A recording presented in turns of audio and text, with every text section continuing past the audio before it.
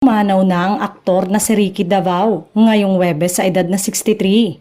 Muling nagluluksa ang buong industriya ng showbiz sa pagpanaw ng isa sa pinaka ginagalang-galang at minamahal na aktor ng bansa.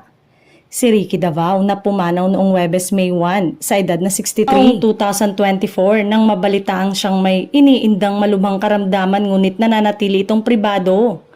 Huling nasilayan si Ricky sa entablado ng Silver Lining Detox, isang musical na muling nagpamalas ng kanyang walang kupas na dedikasyon sa sining. Kilalang kilala sa kanyang lalim at tahimik na lakas sa pag-arte. Si Ricky Davao ay hindi lamang umantig sa puso ng kanyang mga kasamahan kundi pati na rin sa mga milyong-milyong tagahanga. Matatanda ang kamakailan lamang ay magkasunod na pumanaw ang mga haligi ng showbiz na sina Nora Honor at Pilita Corrales.